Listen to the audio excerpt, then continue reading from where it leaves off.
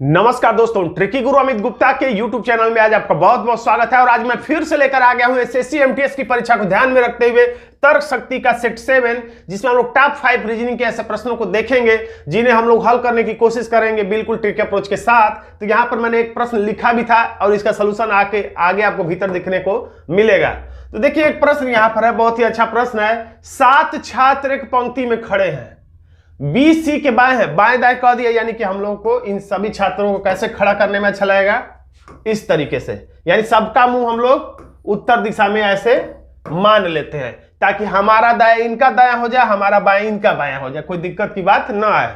तो B C के बाएं और बी सी के बाएं और ए के दाएं खड़ा है, इसको बनाते हैं हम लोग। बी की कहानी सुना रहा है, बी की कहानी क्या है, बी की कहानी सुना रहा है। बी जो है सी के बाएं, तो देखिए सी के बाएं हो गया, बी जो है सी के बाएं हो गया। और यही बी की कहानी चले, यही बी ए के किधर हो गया, दाएं हो गया। बी सी के बाएं और ए के दाएं हो गया। अब कह रहा डी ई के दाएं और ए के बाएं खड़ा है। तो ये वाली लाइन पहले हम लोग बताते किसकी कहानी सुना रहा है,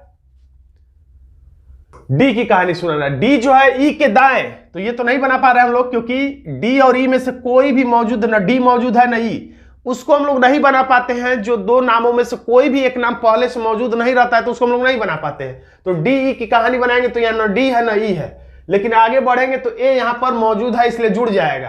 तो डी ई के दाएं और यही डी ए के बाएं है, यही डी ए के बाएं है, यही डी किधर है, ए के बाएं है। अब पीछे वाली कहानी ले लेते हैं हम लोग। डी जो है ई के दाएं है, डी जो है इस ई के, देखिए ये डी जो है, अब डी की पूरी कहानी पढ़िए, डी ई के दाएं और ए के बाएं है, बन गया। एफ सी के दाएं है, एफ जो है सी के दाएं है, तो देखिए एफ को हम लोगों ने बना दिया सी के दाएं। और एफ ही की कहानी चल रही, एफ सी के दाएं है और यही एफ जी के बाएं ओर है, यही एफ जी के बाएं ओर भी हो गया। अब पूछा कौन बीच में खड़ा है, तो देखिए दूसरे कलर से 1 2 3 लोग ये हैं और 1 2 3 लोग ये हैं। अब बीच में कौन है, बाबा बी, यानी हमारा आंसर हो गया बी, आंसर हो गया विकल्प सी। अब इसमें देखिए क्या कह रहा है, बात को समझने की कोशिश करिए। यदि इसको 14 लिखा जाए तो गिनते हम लोग 1 2 3 4 5 6 7, ये 7 है, तो ऐसा तो नहीं कि इसका दुगुना 14 लिख दिया, आगे पता चलेगा 1 2 3 4 5 है तो 10 लिख दे, हाँ दुगुना ही कर रहा है। इसको भी हम लोग दुगुना करके देखेंगे, अगर विकल्प में होता है तो हम लोग सही जा रहे हैं, और इसका दुगुना विकल्प में होगा ही नहीं तो हम कुछ और भी सोचेंगे। 1 2 3 4 5 6 7 8 9 10 11, यानी 22, तो 22 विकल्प में भी है, यानी पता चल गया कि हम जो जहां चल रहे थे वो हम सही दिशा में चल रहे थे। हमारा आंसर हो गया ए। अब देखिए फिर कथन और निष्कर्ष का यहां पर प्रश्न आपको देखने को मिल रहा है, तो इसके लिए हम लोग वेन आरेख बनाते। सभी लड़के डॉक्टर हैं, सभी जो लड़के हैं वो क्या हैं, डॉक्टर हैं। और सभी लड़के क्या हैं, सभी डॉक्टर लड़के हैं, यहां मैंने उल्टा बना दिया, सभी डॉक्टर, अब ऐसे लिख दे, सभी डॉक्टर लड़के हैं। और सभी लड़के ये जो हैं वो क्या हैं, लंबे हैं, सही बात है, लड़के लंबे हैं।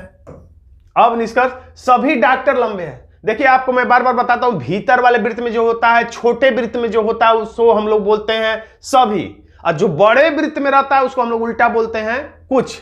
भीतर वाले वृत्त को सभी भी बोलते हैं, कुछ भी बोलते हैं, लेकिन बाहर वाले वृत्त को केवल हम लोग कुछ बोलते हैं। सभी डॉक्टर लंबे हैं, सभी डॉक्टर लंबे हैं, तो भीतर वाले को सभी बोला भी जाता है, बोला भी गया, इसलिए बिल्कुल सही है। सभी लड़के डॉक्टर हैं, सभी लड़के डॉक्टर है, बाहर वाले को सभी बोल दिया गया भीतर वाले की अपेक्षा। सभी लड़के लंबे कहता तब तो सही था, लेकिन सभी लड़के डॉक्टर हैं ये नहीं कहा जा सकता है। जब दो वृत्तों में तुलना हो तो बड़े वाले वृत्त को कुछ बोलना चाहिए, लेकिन ये बड़े वाले वृत्त को सभी बोल रहा है, सभी लड़के, यहाँ पे कुछ लड़के होना चाहिए, इसलिए ये वाला निष्कर्ष गलत है। केवल पहला निष्कर्ष सही है, तो पहला निष्कर्ष सही है, यानी हमारा आंसर हो गया केवल निष्कर्ष से अनुसरण करता है। असंगत की पहचान करे, अलग छाटे, विजाती छाटे, कुछ ना कुछ करे। तो अंतर के आधार पर समानता होता है। V है तो WX YZ, यानी कि दो का अंतर दिमाग में आ रहा है। P है तो QRST, K है तो LM, N के बाद N O रहना चाहिए लेकिन N है, यानी यही हमारा आंसर है। इसको भी खैर चेक कर लेते हैं हम लोग। B है तो CDEF, यानी कुल मिला के आंसर हो गया C ही अलग है।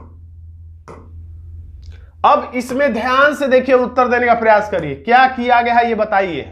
रफ और पेन ले लीजिए और गुणा गणित करिए, भाग करिए, जोड़ करिए, घटाना करिए, वर्ग करिए, घन करिए, वर्ग घन करके जोड़ घटा दीजिए, कुछ भी करिए, आंसर लाइए। तो यहां पर कैसे आया है आंसर, तो ये 10 का वर्ग किया गया है, 10 दहिया में 100, और इसमें फिर 10 जोड़ दिया गया है। तो उसी तरह से 15 का वर्ग करेंगे, 15 ही हम हो जाएगा 225, और 225 और 10 235, हमारा आंसर हो जाएगा विकल्प डी। दोस्तों, अगर आप हमारे पेन फ्री रीजनिंग ट्रिक से बैच से जुड़ना चाहते हैं, पेड बैच से जुड़ना चाहते हैं, तो ये है व्हाट्सएप नंबर, इस पर केवल व्हाट्सएप करके आप हमसे संपर्क कर सकते हैं। खैर, आज का ये वीडियो आपको कैसा लगा कमेंट बॉक्स में जरूर लिखिएगा। वीडियो अच्छा लगा तो वीडियो को लाइक कर दीजिएगा, इसे अपने दोस्तों में शेयर कर दीजिएगा, और चैनल पर नए हैं तो चैनल को सब्सक्राइब जरूर कर लीजिएगा। धन्यवाद दोस्तों।